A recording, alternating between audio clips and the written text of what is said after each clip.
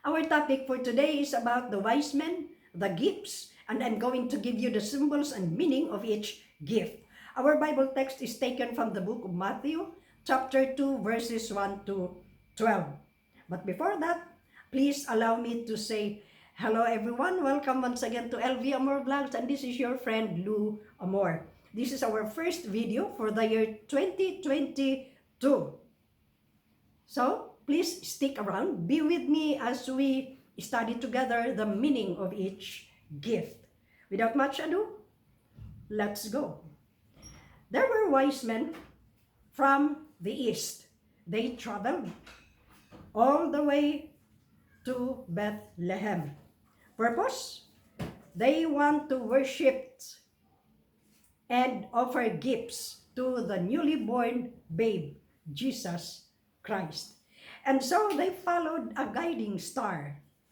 And finally, the star stood over stood over in the house in Bethlehem. The house accommodated the newly born baby, Jesus Christ, Mary, and Joseph. And so, the wise men entered into the house, worshipped the newborn babe, opened their gifts, and presented to him gold, frankincense, and myrrh. Why gold?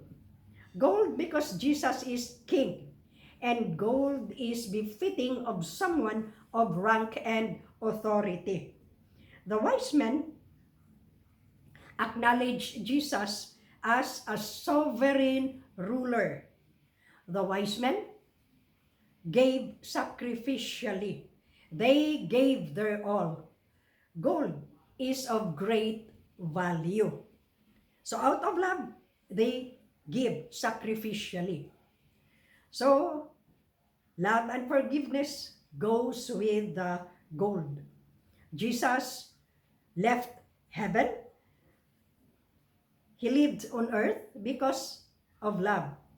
And he wants to give forgiveness to anybody, to anyone who wants to receive forgiveness. Of course, repentance is the key before forgiveness will be given. So that's the gold.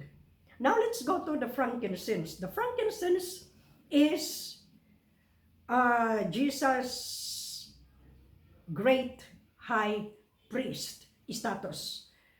It symbolizes his deity.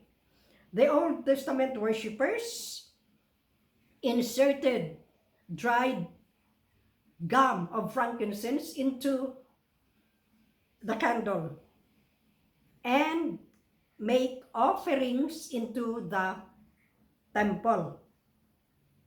The burnt candle would release a sweet, fragrant scent that would fill the whole room or the temple.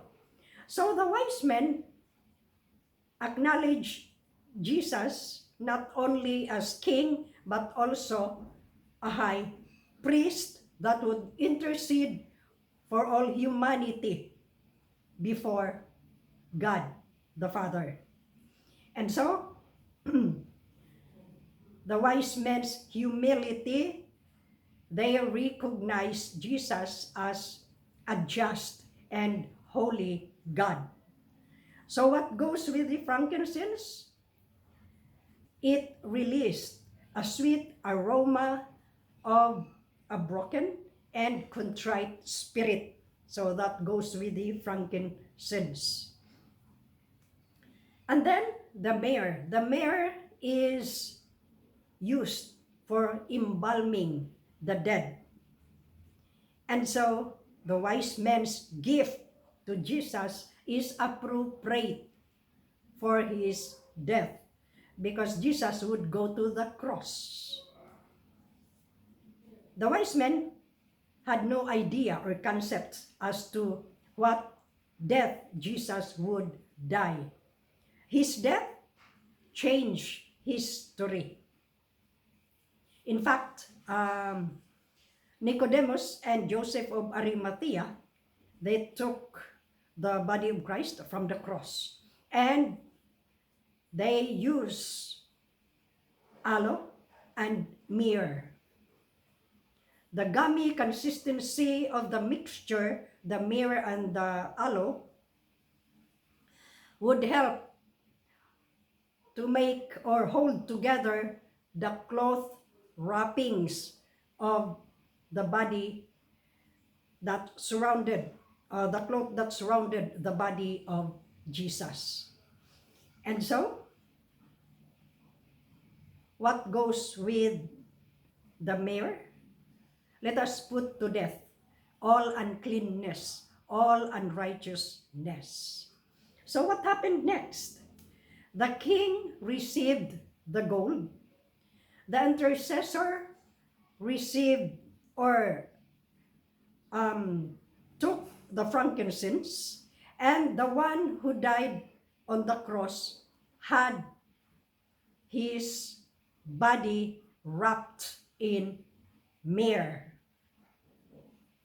And so the gifts of the wise men pointed to the utterly unique, glorious, sacrificial ministry of the Lord Jesus Christ. So that was it. That's the meaning of the gifts and the symbols of each gift. I hope we have learned something today, or if we already knew the meaning and symbols of the gifts, just to refresh our minds and hearts as to the meaning of the gifts of the Magi, or how do we pronounce that one? Whatever. Basta, I am sharing with you the gifts of the wise men. So, the end of the story. Have a good and godly day, everyone. And please, if you like the content of this channel, our niche is about sharing the Word of God. So if you appreciate, if you love to hear the Word of God or anything about the Lord, feel free to subscribe. It is free. Walang bayad. Just click the word subscribe and the bell button. And so, until the next time around, have a good and godly day, everyone. And please don't forget, Jesus loves you and me. Jesus cares for you and me. And I hope everybody is happy and healthy.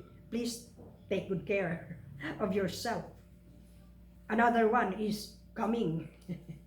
And so, until here, the next time around, please be with me again. Bye-bye, everyone, and love you all.